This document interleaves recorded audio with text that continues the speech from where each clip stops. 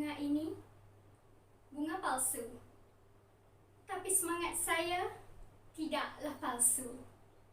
Dengan niat menyampaikan ilmu, boleh disemai di dalam pasu. IMAC, di sini kita bersatu. Bismillahirrahmanirrahim. Assalamualaikum warahmatullahi wabarakatuh. Aku hamba hebat. Hanya 3 kunci yang anda semua perlukan untuk menjadi hamba yang hebat. Dan saya pasti anda tidak akan menyesal apabila anda mendapat tahu tentang 3 kunci ini. Kunci pertama, kunci beras dan pulut. Kunci kedua, kunci parang. Dan kunci ketiga, kunci lilin. Apakah ketiga-tiga kunci ini? Beras dan pulut, parang, lilin. Nak masak ke? Bukan. Ketiga-tiga kunci ini pasti akan menjadikan anda seorang hamba, tetapi hamba yang amat-amat hebat. Jadi mari kita lihat pada kunci yang pertama. Kunci lilin. Kenapa kita perlukan lilin untuk menjadi seorang hamba yang hebat? Apa signifikannya lilin menjadi hamba yang hebat? Lilin adalah satu benda yang dapat menerangi tempat yang gelap gelita. Dan analoginya sebagai manusia, lilin adalah ilmu.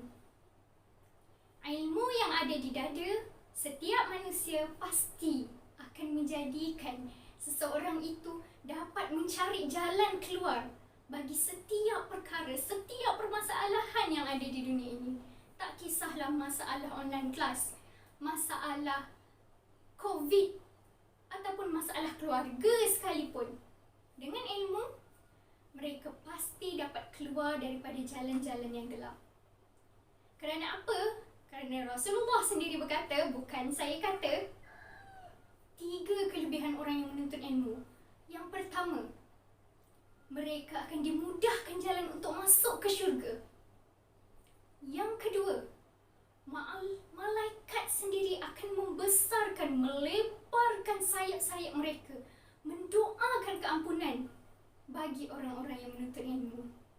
Dan yang ketiga, seluruh penduduk bumi, penduduk dunia, tidak kira daripada langit ataupun bumi, sehinggakan ikan di lautan, semut di daratan dan tanaman di atas tanah juga mendoakan keampunan bagi penuntut-penuntut ilmu.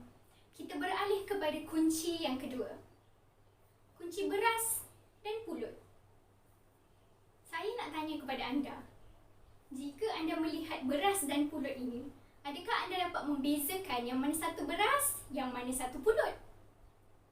Macam cerita Piramli. Dicampurkan semua beras, dicampurkan semua garam dan gula. Tetapi, hanya wanita hebat sahaja yang dapat membezakan antara beras dan pulut. Tidak sama dengan dalam cerita saya. Dalam cerita saya, beras dan pulut dianalogikan sebagai berbaik sangka. Kerana apa? Daripada melihat fizikal beras dan pulut, mereka berdua sama putih, sama panjang-panjang, bujur-bujur. Tetapi apa bezanya? Bezanya setelah kita memakan, memasaknya, menanak nasi, baru kita tahu yang mana satu beras, yang mana satu pulut. Di sini saya ingin menegaskan bahawa kita tidak boleh melihat seseorang daripada luarannya ataupun menghukum seseorang, menghukum orang lain di atas kesalahan yang mereka lakukan, di atas benda yang kita lihat daripada luaran. Kita mungkin melihat tawanya, tapi kita tak tahu sedih di dalamnya.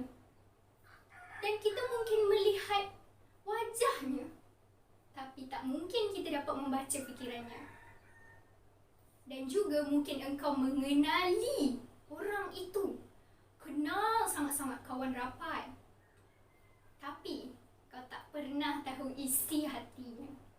Begitu juga dengan beras dan pulut. Kita tahu mereka adalah sama, tapi kita tidak akan mengenali mereka jika kita tak kenal mereka dengan lebih dalam.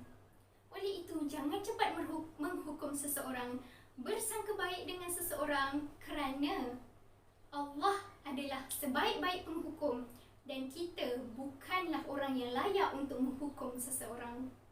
Kunci yang terakhir.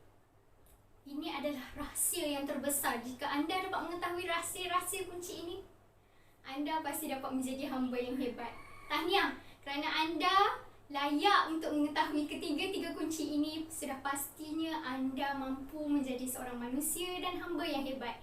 Tetapi jangan lupa untuk berkongsi kepada semua orang yang anda kenali agar kita semua dapat menjadi hamba-hamba yang hebat. Mari kita lihat kepada kunci yang terakhir. Kunci parang. Signifikannya parang. Seperti pepatah Melayu, belakang parang diasah lagi kan tajam, ini kan pula kebolehan manusia. Analoginya, parang dianalogikan sebagai diri kita sendiri. Diasah kebolehan, diasah kemampuan kita, pasti akan menjadikan kita seorang yang lebih hebat. Bukan sahaja tinggi di mata manusia, malahan tinggi di mata Tuhan. Tetapi asahan parang itu perlulah betul. Bukan sahaja diasah menggunakan kayu. Perlu ada caranya untuk mengasah. Dan cara asahan tersebut perlulah dicampurkan dengan elemen-elemen yang sepatutnya. Elemen fizikal, spiritual, mental. Dan kesemua elemen-elemen yang sepatutnya ada di dalam diri kita. Oleh itu, untuk menajamkan belakang parang dengan cara mencungkil bakat, banyakkan beribadat kepada Allah Subhanahu Wa Taala, dan yang paling penting adalah taubat. Kesimpulannya, jika dikatakan tiga kunci ini amat mudah, anda silap. Bukan mudah untuk mendapatkan ketiga-tiga kunci ini dengan sempurna. Ingatlah, sayang diri, sayang semua, pasti Allah sayang. Sekian, wabillahi taufiq wal hidayah. Wassalamualaikum warahmatullahi wabarakatuh.